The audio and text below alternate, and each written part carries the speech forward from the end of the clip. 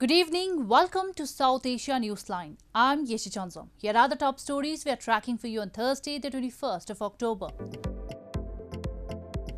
India crosses historic 1 billion COVID-19 vaccine milestone. PM Modi says triumph of Indian science.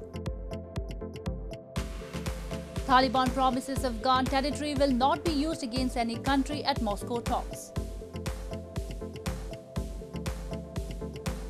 And daily commuters in Pakistan lament increasing fuel prices amid rising inflation. And now for all the details. India celebrated the milestone of administering 1 billion COVID-19 vaccine doses on Thursday, with Prime Minister Narendra Modi calling the feat as triumph of Indian science. The Prime Minister marked the occasion by interacting with healthcare workers at a government hospital in capital New Delhi, while the Health Ministry organised musical and other programs across the country. Indian Prime Minister Narendra Modi on Thursday paid a visit to Dr. Ram Manohar Lohia Government Hospital in capital New Delhi as the country crossed another significant milestone in its battle against the coronavirus pandemic, as it touched 1 billion COVID-19 vaccinations. The Prime Minister earlier in the day in a tweet said India has scripted history. We are witnessing the triumph of Indian science, enterprise and collective spirit of 1.3 billion Indians. After a slow beginning in the middle of January, India's immunization campaign has covered 3/4 of its 944 million adults with at least one dose, but only 31% with 2 doses. The government wants all adults to get vaccinated this year. अब से कुछ दूर पहले ही 100 crore vaccine dose का आंकड़ा पार कर लिया है। 100 साल में आई सबसे बड़ी महामारी का मुकाबला करने के लिए देश के पास अब 100 करोड़ वैक्सीन डोज का मजबूत सुरक्षा कवच है। Meanwhile, Health Minister Mansukh Mandavia launched an audiovisual film and a large tricolour flag was also displayed at the Mughal-era Red Fort in New Delhi to mark the important milestone, while healthcare workers celebrated with cake-cutting ceremonies and other elaborate events across the country. India, as of Thursday, reported 178,831 active cases of COVID-19. Despite the current low number of infections, ministry officials have been urging people to get vaccinated fast, especially as the ongoing festival season means family gatherings and mass shopping, raising the risk of a new wave of infections. Afghanistan's new Taliban rulers won backing from 10 regional powers at talks in Moscow on Wednesday for the idea of a UN donor conference to help the country stave off economic collapse and a humanitarian catastrophe. The Taliban delegation promised that the Afghan territory will not be used against any country. Meanwhile, the UN has set up a special trust fund to provide urgently needed cash directly to Afghans through a system tapping into donor funds frozen since the Taliban takeover in August. Russia hosted a high-level meeting on Afghanistan on Wednesday, in which the representatives of over 10 countries, including Pakistan, China, Iran and India, participated. The United States stayed away, citing technical reasons. Russia increased pressure on the Taliban to create an inclusive government representing a broad spectrum of Afghan society, as it hosted their new administration for the first time since they took power. The Taliban delegation, led by Deputy Prime Minister of Afghanistan's interim government, Abdul Salam Hanafi, said the group is looking forward to building good relations with other countries. Hanafi told a news conference following the meeting that it would not let any group undermine the security of Afghans or countries in the region. اگر حکومت جدید به رسمیت شناخته نشود و حمایت نشود در اینجا طبعا گروه هایی که امنیت را اخلال میکنند طبعا آنها تقویت میشوند. پالیسی حکومت جدیدی است که ما هیچ کس را هیچ گروهی را اجازه نمیدیم که امنیت مردم افغانستان و همچنان امنیت همسایگان افغانستان و امنیت کشورهای منطقه و فرامنطقه را تخریب بکند. With Afghanistan facing economic collapse and a humanitarian catastrophe, Moscow called for international aid to support Kabul. conscious that any spillover could threaten regional stability.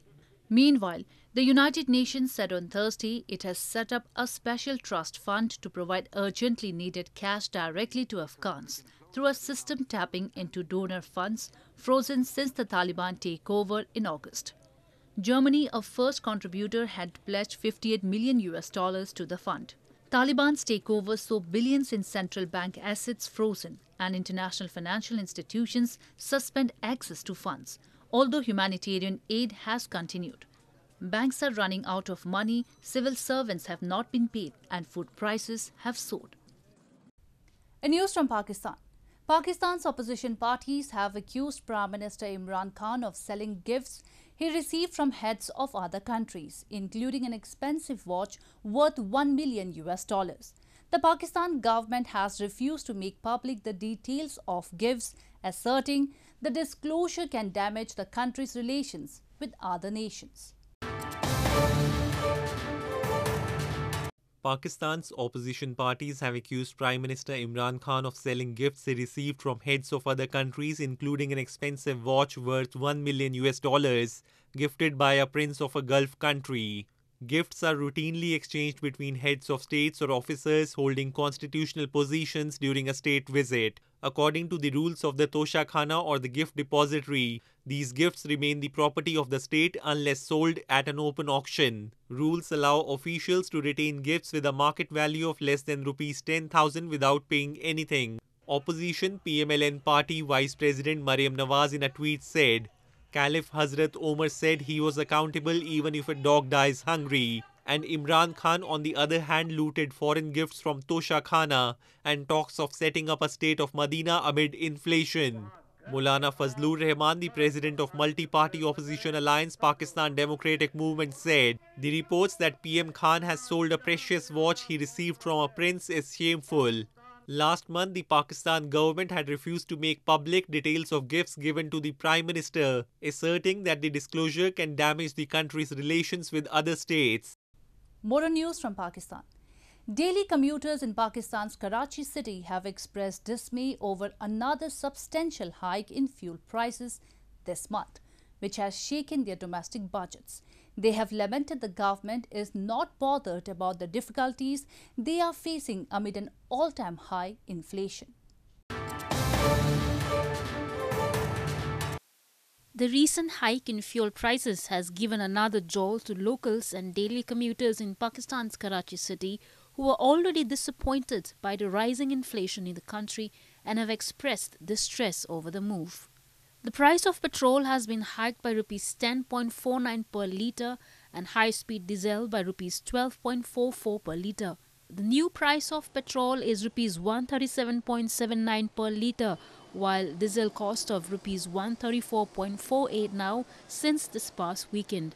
Locals have claimed that the Prime Minister Imran Khan-led government is not bothered about the difficulties being faced by the poor due to the rising prices of commodities which have shaken their domestic budgets. जो भी जुल्म और हम कराची वालों पे हो रहा है खुदा के लिए यार खाना पीना हमसे छीन लिया है ये आखिरी जो पेट्रोल था वो भी तुम हमसे छीन रहे हो गाड़ियाँ किस तरीके से माजूर बच्चा इसको मैं लेकर आया हूँ क्या करेंगे यार हम गरीब आदमी तो परेशान हो गए पेट्रोल सीएनजी पे भी परेशान है सीएनजी आए दिन बंद होती है गाड़ी पेट्रोल पे की है तो पेट्रोल बनाने के चक्कर में लगे हुए अब यकीन मानेंगे अब बहुत घर से है ना पैसे निकालना मुश्किल हो गया हम लोगों का. Meanwhile, Pakistan's Information Minister Fawad Chaudhry on Wednesday said that while the prices of petroleum products had increased, the prices of other essentials including pulses, vegetables, sugar and wheat were on the decline. Contrary to Chaudhry's claims, Planning Minister Asad Umar had earlier this week ruled out immediate relief in rising commodity prices. Painting the recent price hike in Pakistan on the international market, Umar said this spell was not expected to subside before March 2022. Moving on to news from Nepal. The death toll due to floods and landslides triggered by heavy rains in Nepal climbed to more than 85 on Thursday. Nepal's Prime Minister Sher Bahadur Deuba has directed immediate relief and rescue operations as the recent disaster has affected 20 districts in all, causing widespread damage to property as well as ready-to-harvest crops. The death toll in the series of floods and landslides following days of unseasonal rains in Nepal rose to more than 85, and around 30 people remain missing as of Thursday. Nepal Prime Minister Sher Bahadur Deuba has directed immediate relief and rescue operations. An emergency meeting of the cabinet held on Wednesday afternoon announced to provide Rs 200,000 as immediate relief to the family of those killed and Rs 50,000 in immediate relief for constructing makeshift shelters and compensation to farmers whose crops have been destroyed. The recent disaster has affected 20 districts in all, causing widespread damage to property as well as ready-to-harvest crops. The eastern hilly region of Panchthar district has witnessed 27 deaths, the highest number of fatalities so far, reports suggested. Flash floods and landslides are common in Nepal during the monsoon season that normally lasts from June to September. However, it has prolonged this year mainly due to climate change, experts say. India is boosting its overall firepower along the 1,300-kilometer long line of actual control in the eastern sector in the face of China's aggressive posturing following the Ladakh standoff. The Indian Army has beefed up overall defences in the region, especially in the Tawang sector in Arunachal Pradesh, by integrating various services in real time through automation.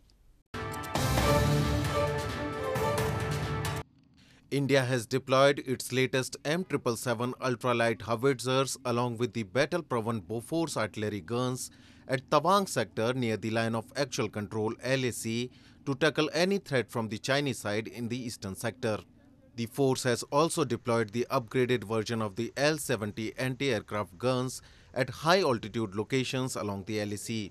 The upgraded vintage L-70 air defense guns have enhanced target acquisition and automatic target tracking capabilities under all weather conditions with high-resolution electro-optical sensors. Deputy Commander of Aviation Brigade of the area, Navneet Kahil, on Wednesday said the Airspace Control Center has been built to be more vigilant along the LAC. New raising brigade for the eastern sector, which has just come up. We are just about 6 months old, and we have established our core airspace control center for the first time in the forward area, and we have enmeshed ourselves with the field formations, and all our assets are now totally integrated with the field formations.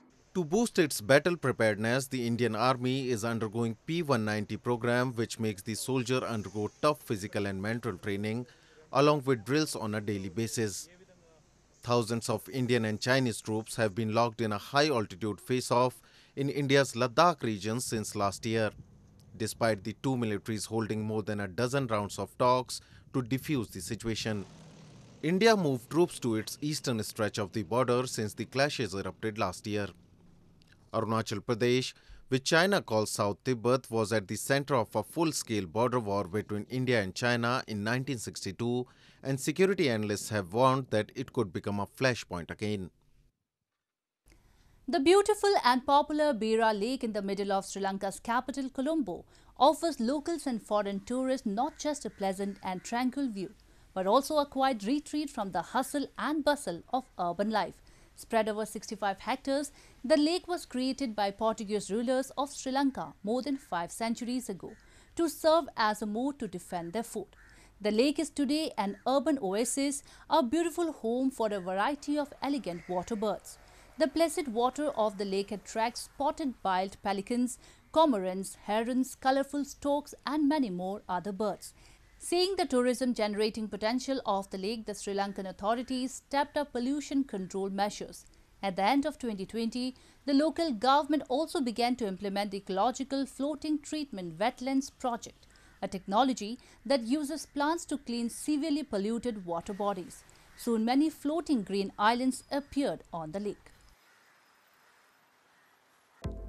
Well, that's all we have for you from South Asia this evening. Now our viewers can watch the show on SouthAsiaNewsline.com. You can also visit us on Facebook.com/AsAsiaNewsline and follow us on Twitter @AsAsiaNewsline. That's all in tonight's edition. We will see you same time tomorrow. Good night.